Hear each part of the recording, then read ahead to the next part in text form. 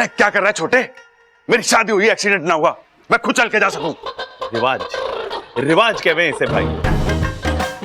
शादी की रात को दूल्हे को इसी तरह खींच के ले जावे हैं अंदर, और बीच बीच में ना ऐसे इस तरीके से हंसना भी पड़े हैं। हंसा भी जावे, लेकिन हंसा क्यों जावे? अरे यही सोच के कि ये लो एक और बेवकूफ फंस गया शादी के झमेले में। आओ। अरे चल रहे टाइटैनिक, हट बीच में से। नहीं, मैं आपको अंदर जाने नहीं दूंगा। अरे छोटे, समझा इसे, मैंने ममता से बकायदा शादी करी है। अब ये तो क्या, इसका बाप भी मुझे न रोक सकता। अंदर चलो, हट रहे बीच में से। ना, मुझे मम्मी के ऑर्डर्स नहीं मिले, और जब तक मुझे मम्मी के ऑर्डर्स नहीं मिलेंगे मैं आपको अंदर जाने नहीं दूंगा। अरे कभी अपने बाप की तरफ से भी सोच लिया कर। हाँ पापा, वैसे सोचने की एक कीमत होती है। भाई देखा, घर वाले हमें कहते रहते हैं अकल दौड़ाओ, दिमाग लगाओ, सोचो सोचो सोचो, लेकिन उसकी कभी कीमत ना देते हमें, इसीलिए तो ना सोचते हम। अच्छा चल छोड़, बता क्या कीमत है? सोच के बताता हूँ। हाँ, स्पोर्ट शूज लूंगा, वो भी महंगे वाले, तभी आपको अंदर जाने दूंगा। स्पोर्ट शूज महंगे वाले? सबल दे दिए सर। आप चिंता मत करो, चलो आप। हाँ। चलो तेरे को स्पोर्ट शूज खिलाता हूँ। आओ! क्या कर रहे हो?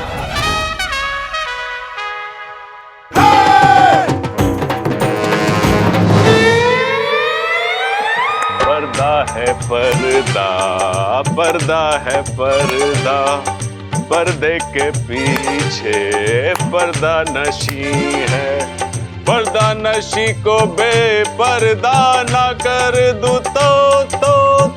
ये क्या कर रहे हो आप? अरे तुम्हारी शान में गाना गा रहा हूँ। ये गाना नहीं, कवाली है। गांव वाली? अरे कोई बात ना, गांव वाली हो चाहे शहर वाली, जैसी भी है मुझे तो बहुत पसंद है। गांव वाली नहीं, कवाली। शादी की पहली रात को कवाली नहीं गाते। ये बात कर रही है? बताया ना किसी ने मुझे। वैसे मेरे पास शायरी और गानों का घना स्टॉक है। आज तो तुम्हारी तारीफ करके ही दम लूंगा। तारीफ से याद आया, तारीफ करूं क्या उसकी जिसने तुम्हें बनाया। मैं रमता जोगी, तू बेकार की मोह माया। अच्छा जी, मैं मोह माया, वो भी बेकार की।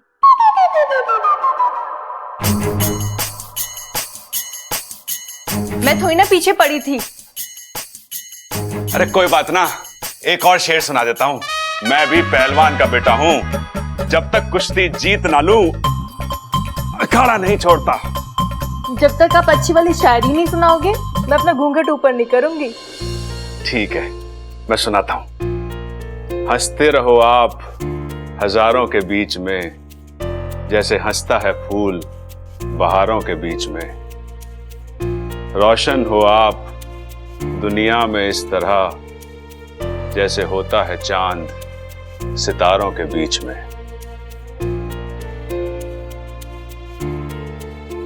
कैसी लगी शायरी? अच्छी है। कच्ची है? अरे कोई बात ना, पक जाएगी। वैसे चांद के ऊपर जो भी शायरी मैंने आज तक कही है ना, कभी फेल ना हुई। सब चांद मामा की कृपा है।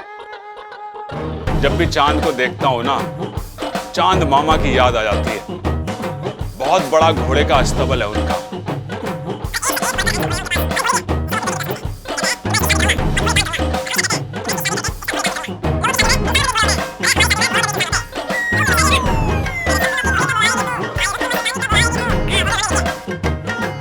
चांद मामा ने लिखी है।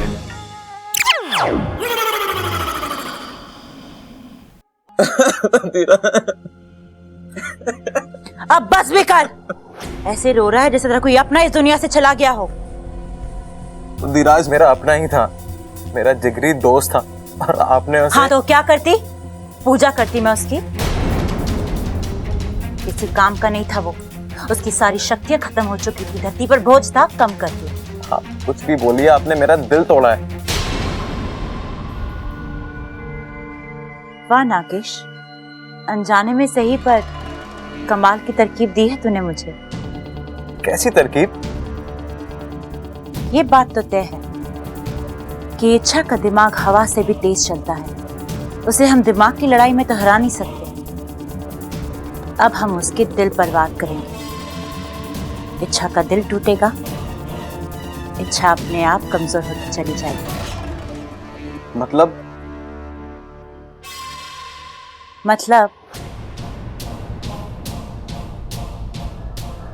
जब कोई अपना मरता है तो बहुत दुख होता है ना नागेश।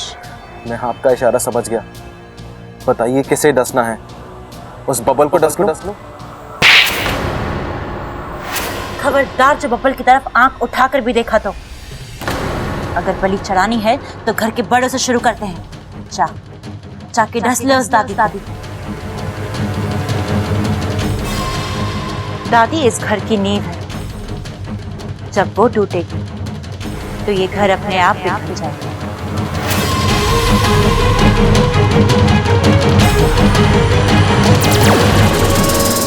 जा।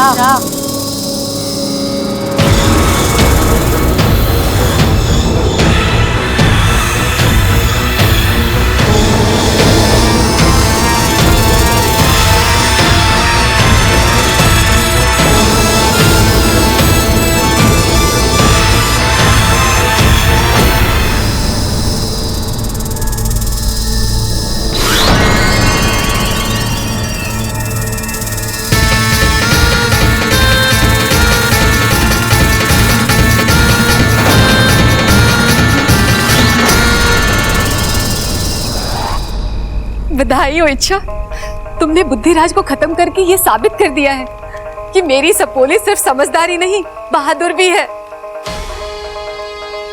आज तुमने ना केवल उस पहलवान परिवार को बचाया है, बल्कि पूरे नागिस्तान को बचाया है। आज हम तुमसे बहुत प्रसन्न हैं। मांगो, क्या मांगती हो? मुखिया जी, मुझे अपने लिए कुछ नहीं चाहिए, बस उस परिवार की सुरक्षा के लिए अगर कुछ। उसका इंतजाम तो हमने पहले से ही कर दिया है। बब्बल के पूरे परिवार को हमने नाग कवच से सुरक्षित किया है। अब किसी भी नाग का विष इस परिवार पर कोई असर नहीं डाल सकता। बहुत बहुत धन्यवाद गुरुजी। इसकी क्या जरूरत है इच्छा? हम उन पर कोई एहसान नहीं कर रहे। उस परिवार ने भी तो हमारी सपोली के लिए कितना कुछ किया है। लेकिन सपोली, तुम्हें एक बात का खास ख्याल रखना है। वो नाग कवच सिर्फ जहर से रक्षा कर सकता है। अगर किसी और तरीके से वार किया गया तो शायद। और जहां तक मैं विशाल गढ़वालों को जानता हूं, वो शिकस्त खाकर चुप बैठने वालों में से नहीं है। वो पलटकर वार जरूर करेंगे, और इस बार का वार ज्यादा भयानक होगा। जानती हूँ मुखिया जी, विशैलगढ़ वाले उस परिवार को सीढ़ी बनाकर मुझ तक पहुंचना चाहते हैं। वो कुछ भी कर सकते हैं, और इसलिए तो हर पल मैं साए की तरह उस परिवार के इर्द गिर्द घूमती रहती हूँ। लेकिन सबसे बड़ी समस्या तो ये है कि हम अब तक उस विशैलगढ़ की नागिन की पहचान नहीं ढूंढ पाए। वो कौन है और मेरे पीछे क्यों पड़ी है? मैं अपनी तपस्या से उस नागिन तक पहुंचने का प्रयास कर रहा हूं, और बहुत जल्दी मैं उसकी पहचान ढूंढ लूंगा। और तब तक मैं बब्बल जी के परिवार का सुरक्षा कवच बनूंगी।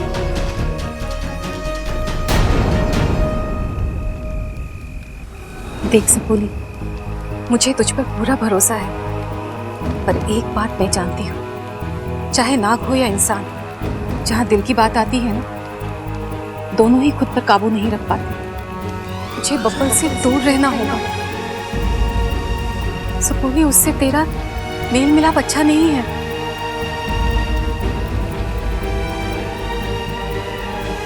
जानती हूँ माँ, और मैं कोशिश कर रही हूँ। आपकी सपोली आपका भरोसा कभी नहीं तोड़ेगी।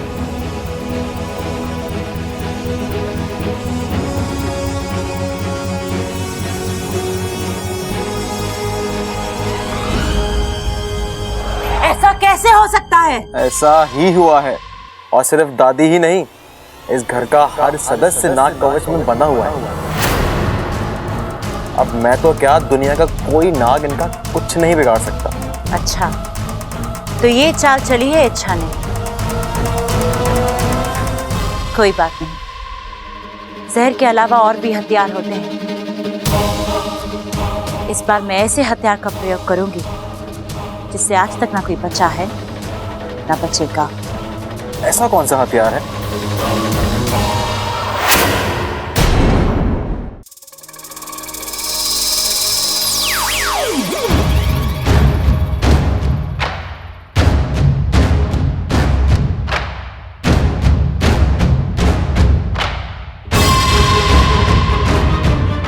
ये इच्छा इस वक्त कहां से आ रही है और इतनी परेशान क्यों लग रही है?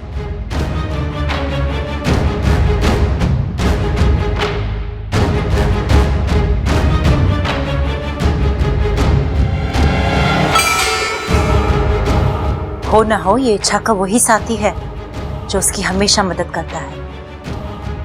कुछ तो पकड़ा है दोनों के बीच में, सुनना पड़ेगा क्या। इच्छा, मुखिया जी और गुरुजी ने हमारा आधा काम आसान कर दिया। हाँ, अब बबल जी का पूरा परिवार नाग के जहर से सुरक्षित रहेगा। बाकी मुझे गर्व है कि मैंने नागकुल में जन्म लिया है। ऐसे नागकुल में जहाँ के नाग अपनी शक्तियों का उपयोग विद्या या कार्य के लिए ही करते हैं। अब मुझे पूरा यकीन है मैं अपने अभियान में जरूर कामयाब होंगी। लेकिन अब तुम्हें अपना भी ख्याल रखना होगा। एक बात पर शायद तुम गौर नहीं कर रही हो, जिसे मैं बार बार देख रहा हूँ और महसूस भी कर रहा हूँ। कौन सी बात वाकू? अपनी आधी जान बब्बल को देने के बाद तुम्हें कमजोरी आ गई। शायद इसी वजह से बुद्धि राज से लड़ते वक्त तुम बार बार मात खा रही थी, और शायद इसीलिए तुम्हारी मदद करने के लिए और तुम्हारा खतरा कम करने के लिए नागिस्तान वालों ने इस घर को नाग कवच देने का फैसला किया। शायद तो सही कह रहा है वाकू, अब मैं अपना ख्याल रखूंगी। अच्छा, तुमने जो किया अपने प्यार के लिए किया, अपने बब्बल जी के लिए किया, क्योंकि वो तुम्हारे लिए बहुत अहमियत रखते हैं।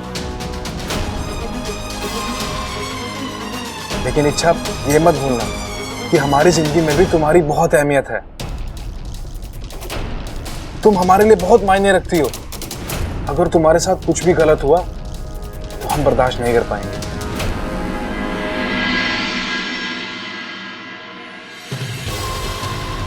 अच्छा, तो ये बात है।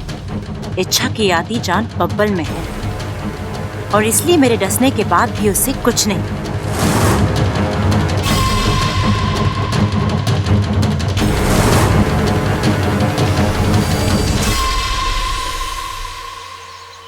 आओ अगवान जाओ, विशेलगढ़ की राजकुमारी तुम्हें बुला रही है।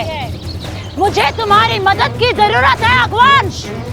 अपनी आग अपने साथ लेकर आओ। आओ।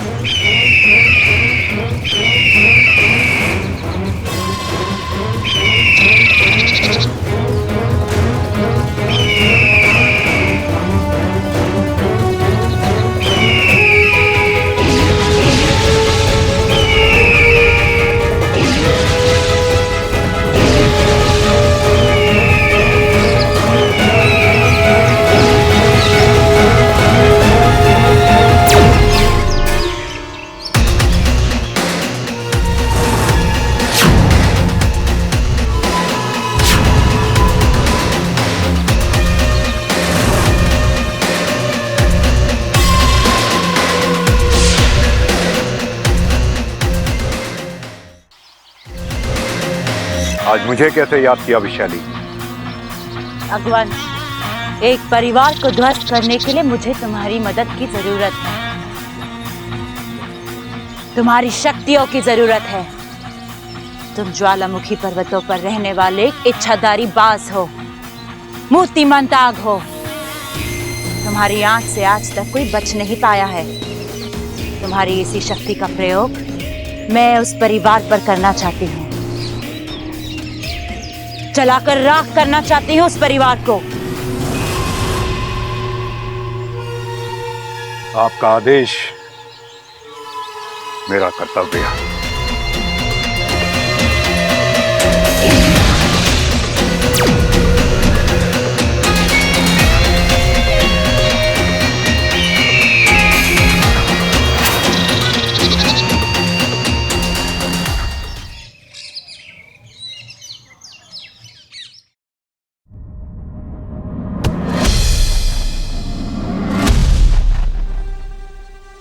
तुम कहाँ गई थी? कुछ जरूरी काम था। ऐसा कौन सा जरूरी काम निकल आ गया फिर से? कम से कम मुझे तो बता कर जाती। आपको? मेरा मतलब है तुम घर में किसी को तो बता कर जाती। एक मिनट, मेरे कुछ निजी काम भी तो हो सकते हैं और जरूरी नहीं है मैं अपनी हर एक चीज हर एक के साथ शेयर करूं। और हाँ, मुझे बिल्कुल पसंद नहीं कि घर आते ही मेरी कोई परेड लगाए। इसमें परेड की कौन सी बात है? सीधा सा सवाल है, सीधा सा जवाब दे दो। टेढ़े जवाब क्यों दे रही हो? अगर मेरी सीधी बातें किसी को टेढ़ी लगती है तो इसमें मैं कुछ नहीं कर सकती।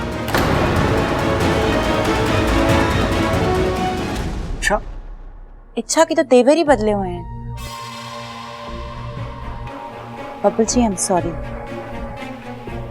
मेरा मतलब कि मुझे आप दोनों के बीच में आना नहीं चाहिए था, पर वो आपसे जिस तरह से बात कर रही थी। अमृता, मैं संभाल लेता। ये हमारा आपसी मामला है, तुम बीच में मत पड़ना। अगली बार ख्याल रखना प्लीज।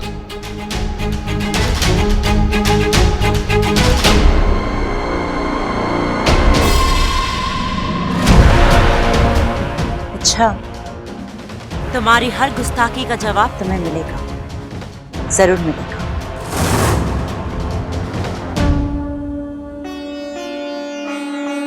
ममता, आज शादी के बाद तेरा पहला दिन है, इसीलिए पूजा आज तू शुरू करेगी। जी दादी जी।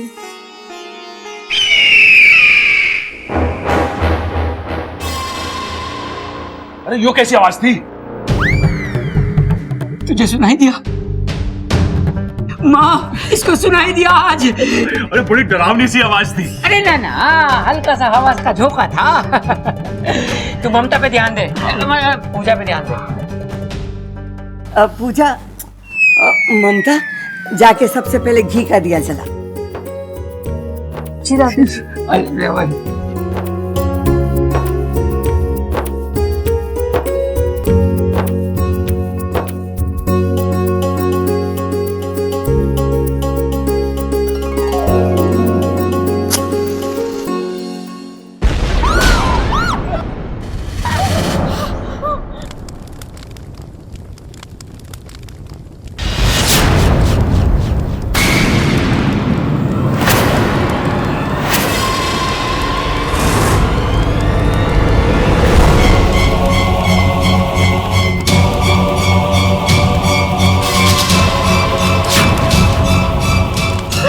हे भगवान, ये अनर्थ कैसे हो गया?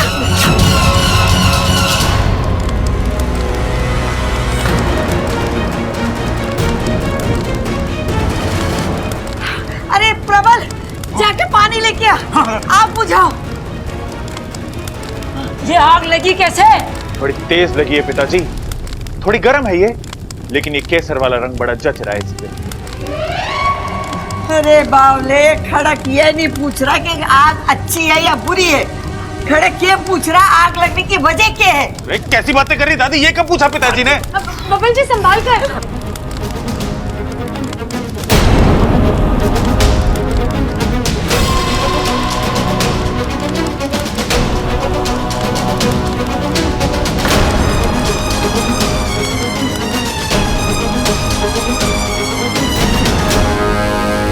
हाय हाय, मारे चोरे का हाथ जल गया।